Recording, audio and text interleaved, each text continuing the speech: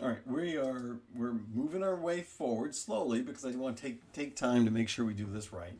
And we're looking at price and we're looking at sales, and we made a decision in the last video that brand is likely the best variable to work with when we're joining these two particular data sets. We think this is the most unique key, and there probably isn't a lot of overlap, right? So let's start talking about our different kinds of joins. So the inner join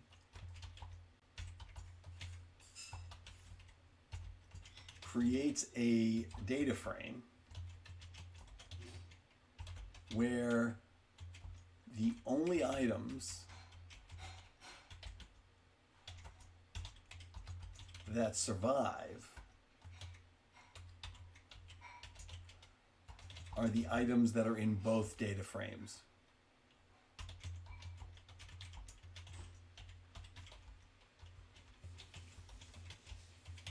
Right? So both have to be in there. You know, they have to exist in both of these things. If a brand exists in the price file but doesn't exist in the sales file, it's not going to show up in this join data frame. Right? A full outer join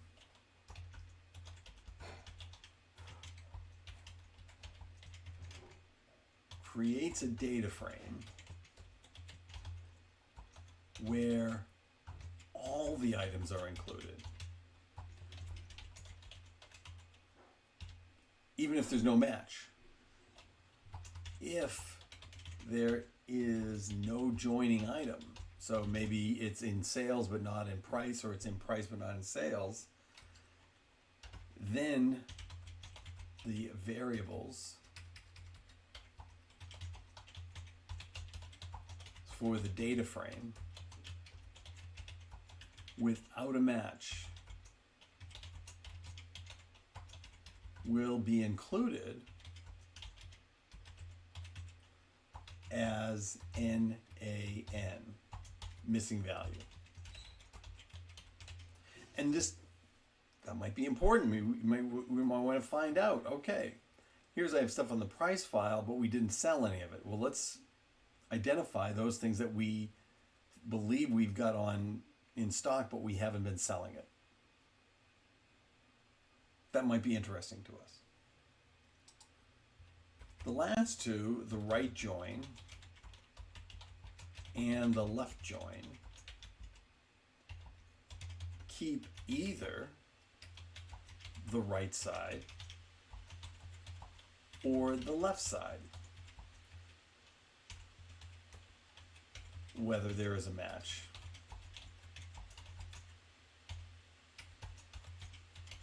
On the left side or right side, respectively.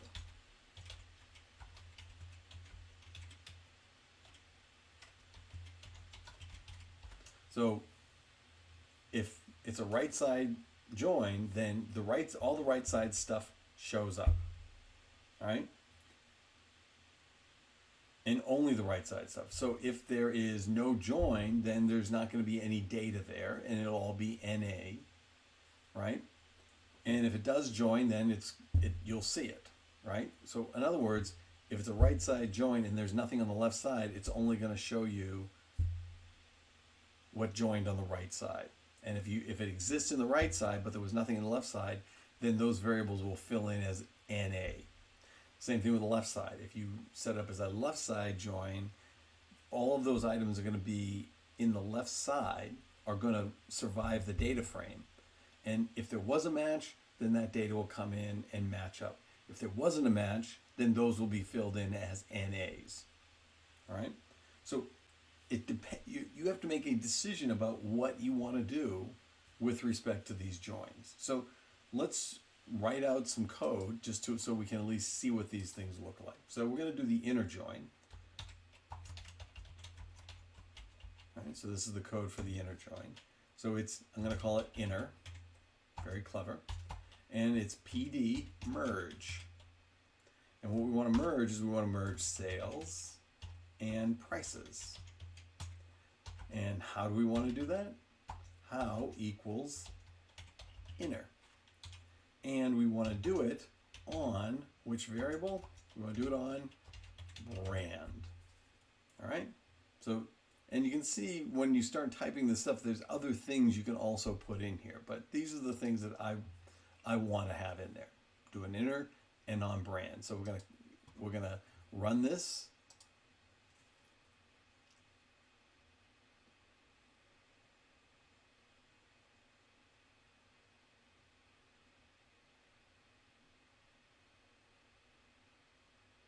And I want to make sure you're clear. I have sales on the left side because because there's a lot of these.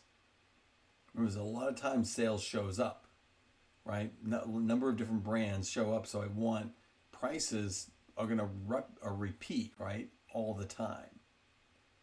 So what I got here is I've got my same inner, same 13,056.9.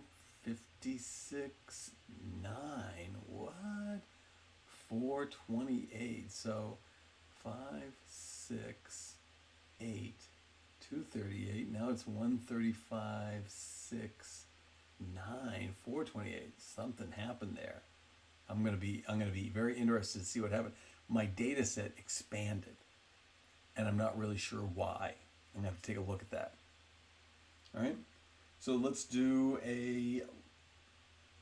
another one. Let's do I want to get inner info. Let's see if we can get a little more information on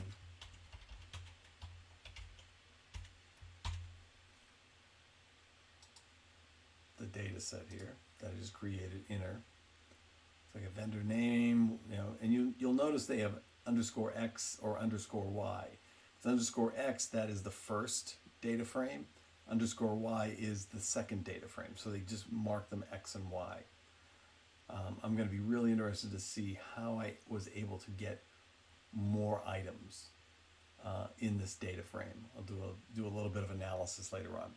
All right, so if we want to do an outer, well, you know what? I'm just going to copy this and make some edits.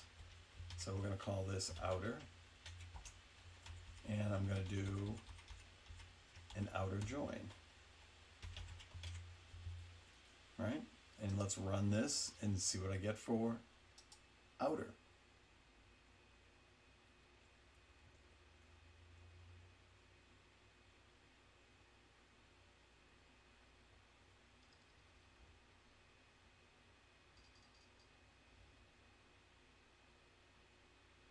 Because I would have thought that this would have gone down, that inner join, I would have thought that would have gone down.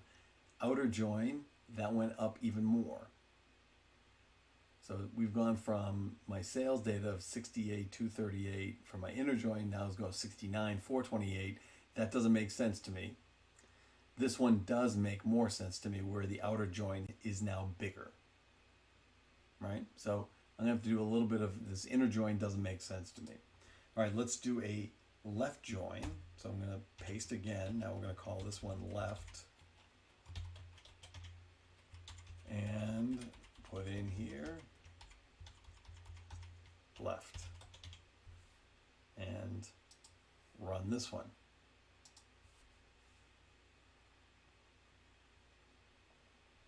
Now this one should be based on sales.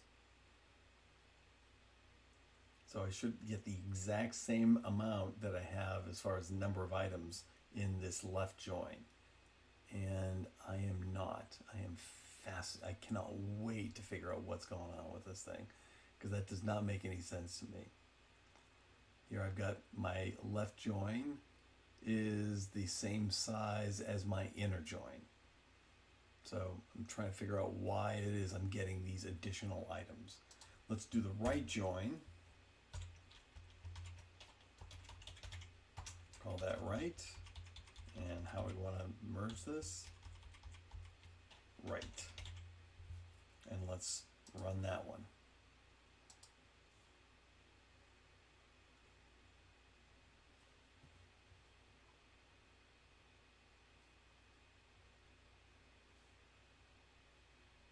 Okay, let's see what we get for right. There we go, right. right?